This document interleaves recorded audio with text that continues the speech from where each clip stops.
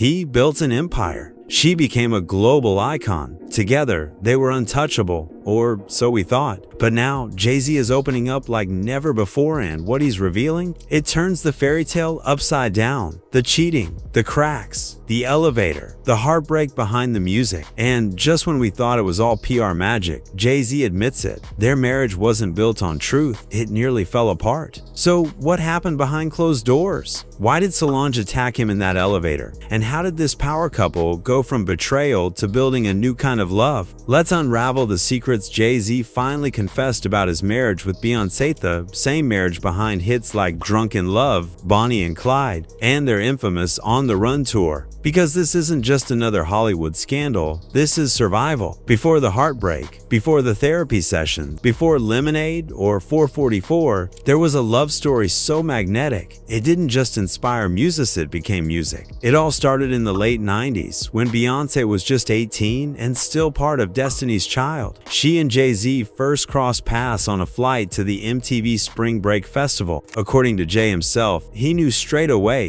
that she was special, but they didn't rush. For over a year, they remained friends, talking on the phone constantly, laying a foundation built on conversation and chemistry before anything romantic ever began. Their official debut as a duo came with the 2002 hit '03 Bonnie and Clyde. It was a bold statement, not just artistically, but personally. The lyrics, the visuals, the energy, it was clear. This wasn't just a feature, it was a declaration. Jay-Z and Beyoncé weren't just collaborating, they were building something big. And that only continued with Crazy in Love, a global smash that turned them into music's most magnetic couple. From Deja Vu to Drunk in Love, their songs captured every phase of their passion, becoming the unofficial soundtrack to a generation in love. But while their music dominated the charts, their romance remained low-key. Beyoncé took Oprah's early advice seriously. Don't go around telling people who you're dating. They stayed private. Even their wedding in 2008 was held in secret at Jay-Z's Manhattan penthouse, surrounded by 70,000 imported orchids, Beyoncé's favorite flower. No media, no press, just love. Beyoncé once said she had a rule of no marriage before 25. She wanted to know herself first. And when she finally did say I do, the world saw a flawless power couple. But even then, behind all the glitz, something much more fragile had already begun to crack. Jay-Z once said their relationship was like a mansion, stunning, grand, admired by millions, but not built on 100% truth. And the thing about mansions with weak foundations? Eventually, they crack. In May 2014, the public got its first real glimpse behind the velvet curtain. It was after the Met Gala, at a fancy after-party in New York. A silent elevator ride turned violent and the world watched in disbelief. Surveillance footage leaked by TMZ showed Beyoncé's sister, Solange Knowles, physically attacking Jay-Z. Punches, kicks. She lunged at him while Beyoncé stood silently, almost frozen. A bodyguard tried to hold Solange back, but the damage was already done, and not just to Jay-Z. The internet exploded. No audio, no context, just 58 seconds of raw, unscripted rage. What could drive Solange, someone known for her calm artistry and low-profile presence, to unleash on her brother-in-law in front of her sister? The speculation began instantly. Twitter lit up with theories. Reddit threads spiraled.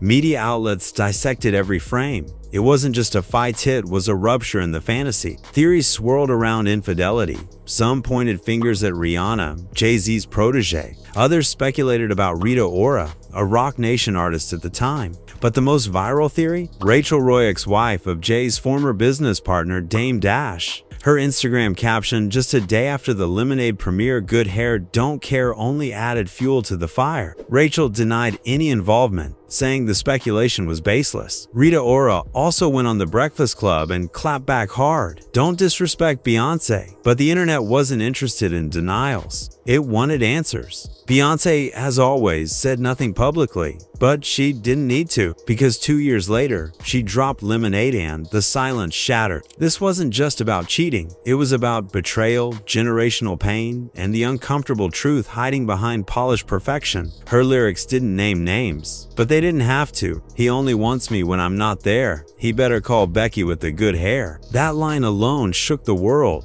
For the first time, the pain behind the perfect image had a voice, and it was Beyoncé's. What was once a flawless facade of the red carpet smiles, the music videos, the Grammy performances was now exposed for what it really was, a mansion built on a foundation that was crumbling from the inside. And the question wasn't just who Becky was whether this marriage could even be saved. Lemonade wasn't just an album. It was a raw, soul-bearing reckoning and the most powerful artistic retaliation pop culture had seen in decades. When Beyoncé released her visual album Lemonade in 2016, she didn't just tell a story. She detonated a carefully constructed image of perfection that had shielded her marriage, her pain, and her truth from public view for over a decade. The visuals were stunning, but the message? It was devastating. Across 12 tracks and interwoven poetry, Beyoncé peeled back the layers of betrayal, starting from suspicion, rage, and denial, to grief, accountability, and finally, forgiveness. It wasn't just about Jay-Z's infidelity,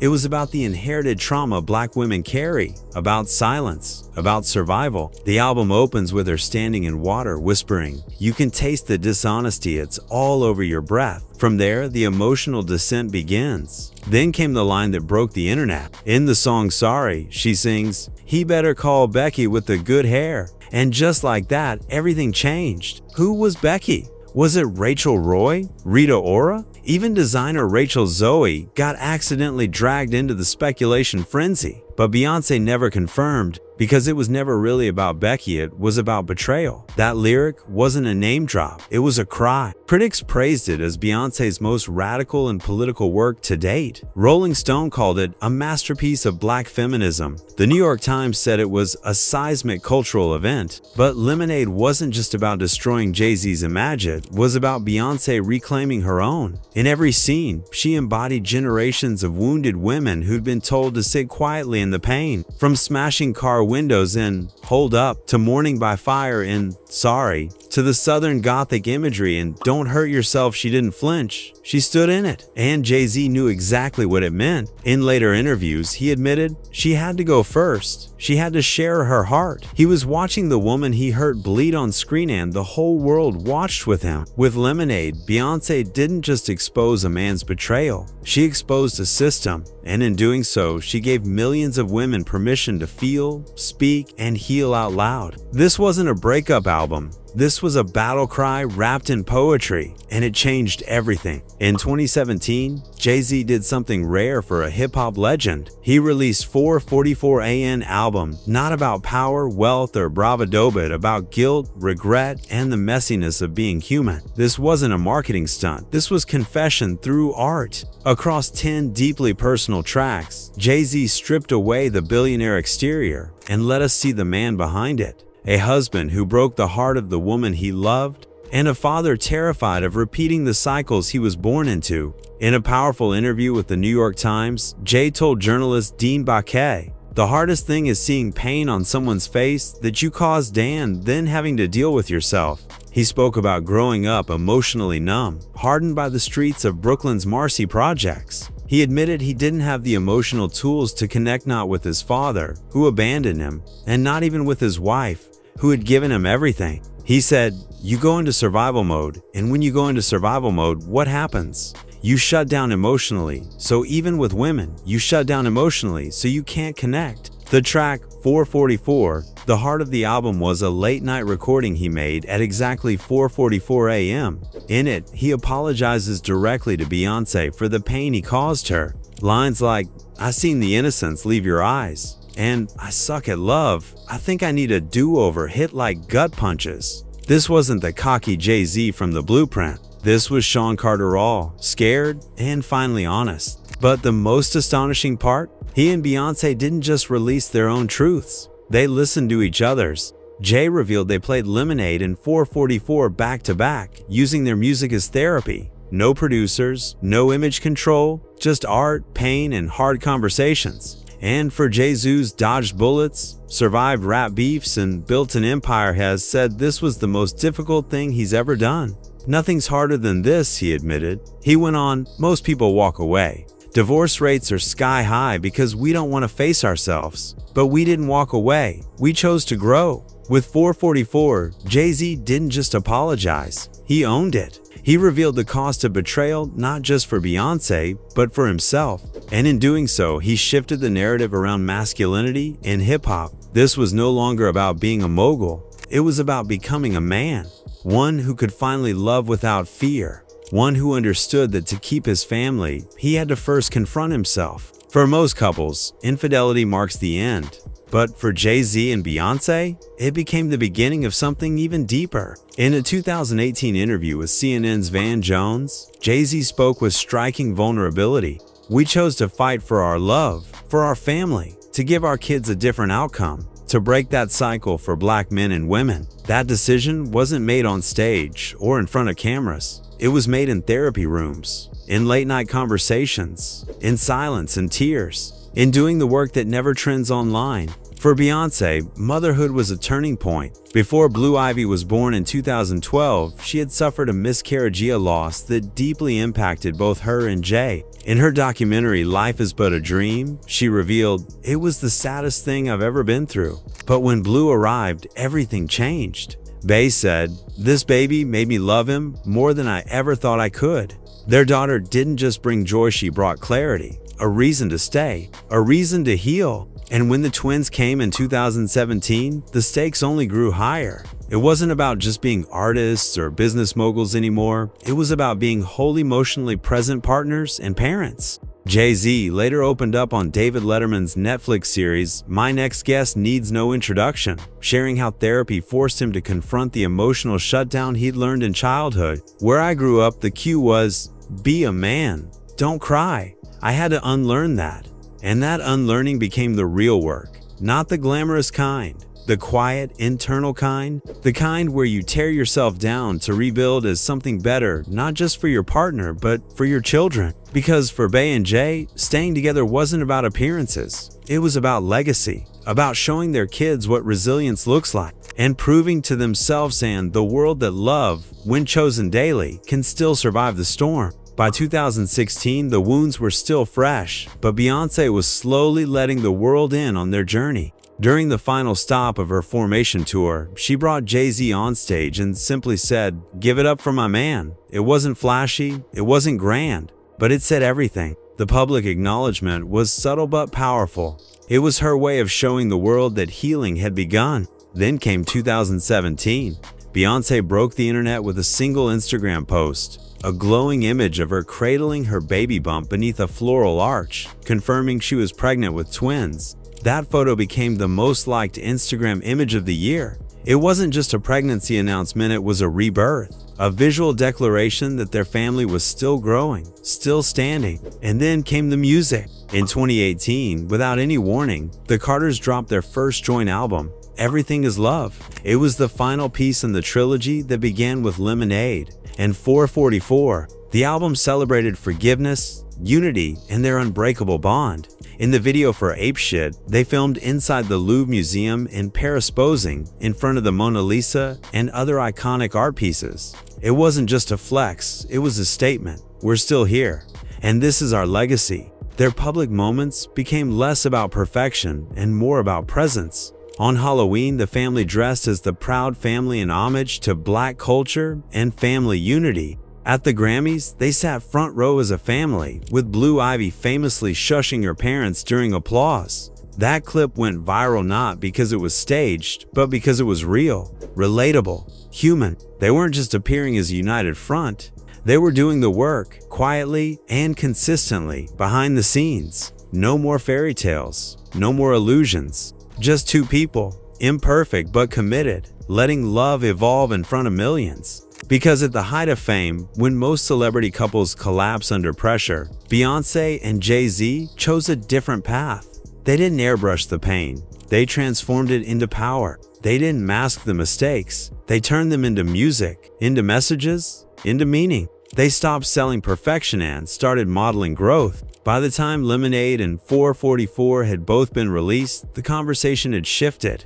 This was no longer just about a celebrity scandal. It was a cultural reckoning. Their relationship became bigger than the music. It became a mirror, a cultural pulse, a case study in vulnerability, pain, and healing broadcasts not in tabloids, but in high-concept albums, Instagram posts, and stage performances. For Black couples especially, what Jay-Z and Beyoncé shared hit different. In a world where Black love is so often stereotyped, underrepresented, or exploited, their honesty cuts through. They didn't give the world another flawless fairy tale. They gave it something real, something flawed, something worth fighting for.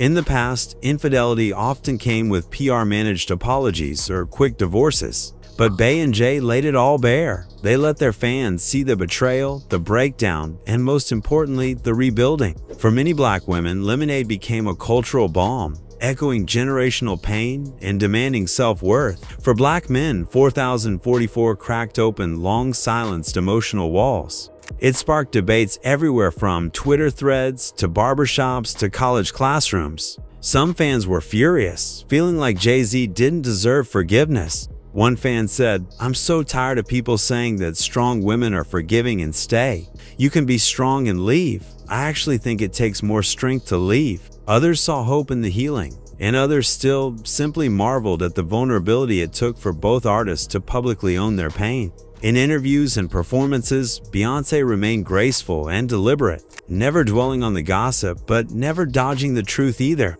Jay-Z, on the other hand, became more transparent, talking about therapy, emotional maturity, and breaking generational cycles. He told Van Jones, "For us, we chose to fight for our love, for our family, to give our kids a different outcome." The cultural significance wasn't just about their music, it was about what it symbolized. They became a symbol of what it means to rebuild with intention, to confront generational wounds, and to challenge toxic masculinity with vulnerability. And in a genre like hip-hop, where showing weakness can be seen as a liability, Jay-Z's confession was revolutionary. As he said in 444, "You can't heal what you don't reveal." That line didn't just resonate, it redefined how a generation talks about pain, love, and what it takes to truly grow. Now, Jay-Z isn't hiding behind lyrics, status, or silence. He's talking, reflecting, admitting what it really took to rebuild his marriage and himself. In recent interviews, Jay has grown more candid than ever before. He speaks about therapy without shame, crediting it as the lifeline that helped him rediscover how to connect with his wife and his children. He reflects on the consequences of growing up emotionally shut down, explaining that vulnerability didn't come naturally, it had to be learned. "We're just real people," he told CNN. "We're not a celebrity couple, we're a couple that happen to be celebrities." He's no longer chasing perfection, he's choosing presence, choosing growth, choosing to be the kind of husband and father he never saw growing up. Beyoncé and Jay-Z still perform together, still raise their children as a unit, and still command the world stage, but their presence now carries a different weight. It's not just fame, it's resilience. It's what it looks like to survive heartbreak and come out stronger on the other side. Their concerts feel like living testimonials. When they perform On the Run or Forever Young, it's not just entertainment, it's layered with memory, reconciliation, and hard-earned trust. Every lyric hits differently when you know the backstory. They were once compared to Bonnie and Clyde Ride or Die icons, but that image has evolved. Because staying through betrayal isn't romantic, it's excruciating. And choosing to grow after that? That's not outlaw love, that's real love. At 55, Jay-Z is no longer trying to be untouchable. He's trying to be understood, and maybe even forgiven, not just by the world, but by the woman who stood by him, and the children now watching him. So when you see the Carters standing tall side by side on stage, remember, that's not a performance. That's the product of pain, patience, and purpose. They were Bonnie and Clyde. They became something harder. They became a real couple. But what do you think? Was Beyoncé right to forgive him? Or did Jay-Z truly earn his redemption? Drop your thoughts below, because in a world of PR stunts and curated love stories, this one got real, and we're still watching. And if this is what Jay-Z confessed, imagine what he didn't.